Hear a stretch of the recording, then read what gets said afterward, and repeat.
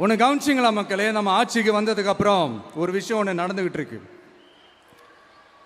இது இந்த ஜென்சி தலைமுறையை அட்ராக்ட் பண்றதுக்காக இங்கிலீஷ் தமிழ் கலந்த அறிக்கை அது சொல்ல வந்த நினைச்சிங்களா? அந்த காமெடி எல்லாம் கிடையாது. அடுத்து இந்த ரியாலிட்டியை மறந்துட்டு இந்த ரீல்ஸ் போடுறது அது சொல்ல வந்தீங்களா? அந்த காமெடியும் கிடையாது. இது சீரியஸாக ஒரு விஷயம் நடந்துகிட்டு இருக்கு. முன்னெல்லாம் சட்டசபையில் யார் பேசுனா நமக்கு என்ன, யார் அடிச்சுக்கிட்டா நமக்கு என்னன்னு இருந்த கூட்டம்லாம் இப்போ சட்டசபையில் என்ன நடக்குது, என்ன பேசிக்கிறாங்கன்றது ரொம்ப உன்னிப்பாக கவனிக்கிறாங்க. கவனிச்சிங்களா? திமுக ஸ்டைல்லே சொல்லணும்னா ரீல்ஸ் போட்ட கூட்டம்லாம் இப்போ நியூஸ் பார்த்துக்கிட்டு இருக்கிறாங்க. அதுல நமக்கு சந்தோஷம் தான், பெருமை தான்.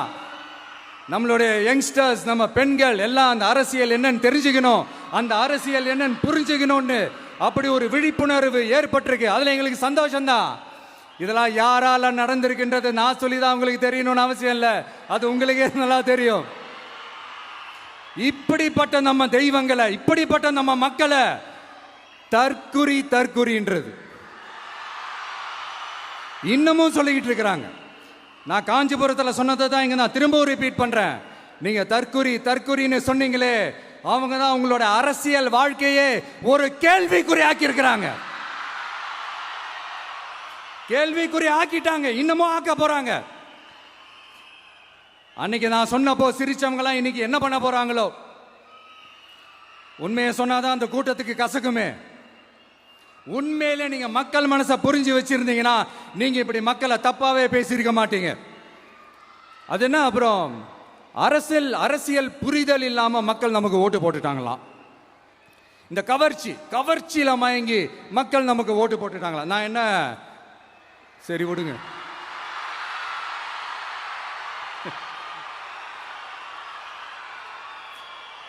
மக்கள் அவங்களுக்கு ஓட்டு போட்டா அந்த மக்கள் நல்லவங்களாம், அதே மக்கள் நமக்கு ஓட்டு போட்டா அந்த மக்கள் கெட்டவங்களா? தற்குறியா? இதே மக்கள் தான் இத்தனை வருஷமா உங்களுக்கு ஓட்டு போட்டுட்டு இருந்தாங்க.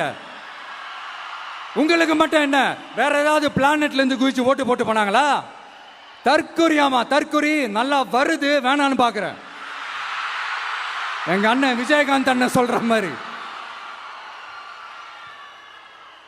அண்ணா அவர்கள் ஆரம்பிச்ச கட்சியை ஒரு அடிமை கூடாரமா ஆக்குனது யாருங்க சார்? இப்படியெல்லாம் ஆக்கிட்டு உண்மையை சொல்லு உடன்பிறப்பேவா. உங்களோட அந்த உண்மையான உடன்பிறப்புக்கெல்லாம் என்ன சொல்றாங்க தெரியுமா சார்? திமுக இப்படி ஆனதுக்கு காரணம், அந்த காரணத்தை வெளியிலலாம் போய் தேடாதீங்க, உங்க குடும்பத்துக்குள்ளேயே கேளுங்கிறாங்க. உங்களுக்காக மாடா உழைச்சி தேஞ்சு போய் கிடக்கிறோம். திமுக இப்படி ஆனதுக்கு காரணம் உழைக்காம சொகுசா இருக்கிற உங்க குடும்பத்துக்குள்ளேயே போய் கேளுங்கிறாங்க.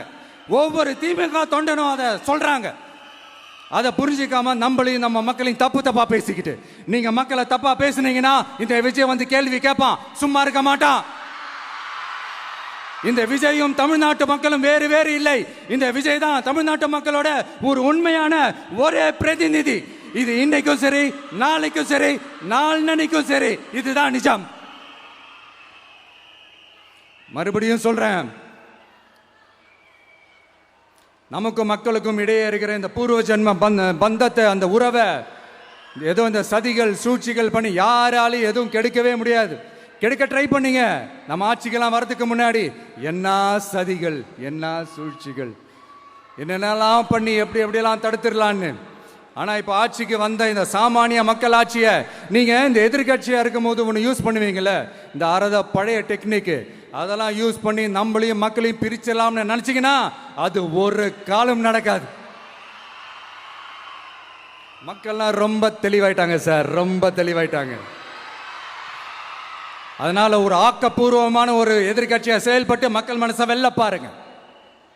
பிளே ஸ்டோர் மற்றும் ஆப் ஸ்டோரில் இருந்து பாலிமர் செயலியை QR கோடு மூலம் பதிவிறக்கம் செய்யுங்கள்.